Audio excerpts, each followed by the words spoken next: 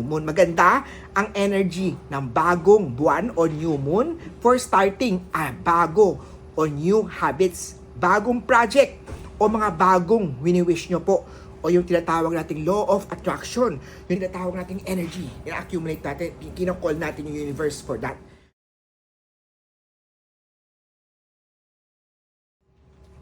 Hi po, si Master Hans Ku at narito naman tayo sa isang Real Feng Shui video mula po sa Real Feng Shui Master, ang pinaka-pinagkakatiwalaang Feng Shui expert ng Philippines with more than 10-20 years of daily experience. Alam nyo ba, accumulating o accumulation of money ritual ang topic natin. Ano ibig sabihin accumulation? Tinatawag natin o kina-accumulate, iniipon natin money at ritual. Anong habang ritual to? Mahalagang aspeto sa Feng Shui ang symbolism o simbolo.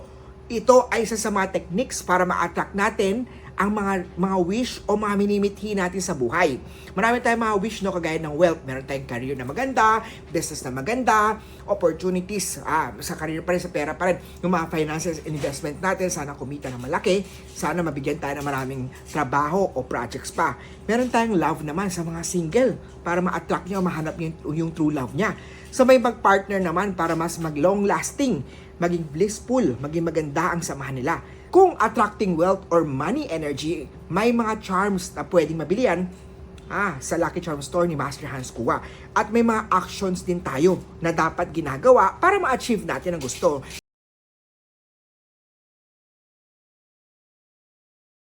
Ma-achieve natin ang gusto kung magdadagan natin ng sipag-tiyaga. Isa dito ang accumulation ng pera o ng wealth. To activate ang pagpasok at makaipon tayo ng mga pera, may mga rituals na pwede natin gawin. Ang unang ritual natin, magandang gawin to during new moon. Dapat new moon. Makikita yan sa calendar nyo po when ang mga new moon. Maganda ang energy ng bagong buwan o new moon for starting bago o new habits, bagong project o mga bagong wini-wish nyo po o yung tinatawag nating law of attraction, yung tinatawag nating energy, ina-accumulate natin, kinakall natin yung universe for that. Also, have a money jar o yung bill organizer. Magandang money jar ang ceramic o yung mga crystal ang takip. Marami kang mabibili niyan sa tindahan ni Master Hans Ku.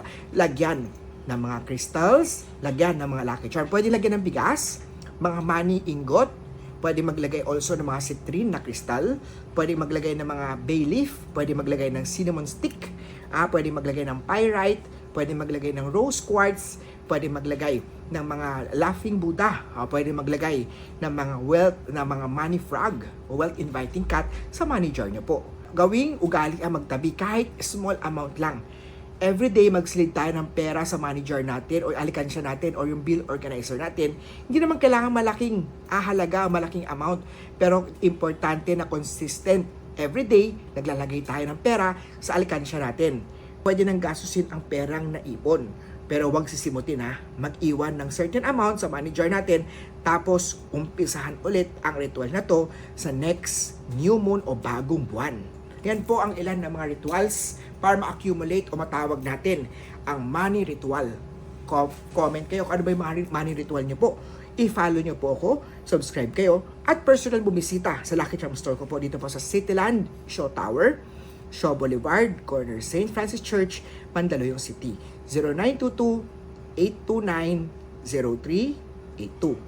Facebook.com/Master Hans Ku ang aking Facebook account ng mga Lucky Charm. So paano? Kita-kita tayo sa Lucky Charm Store ko.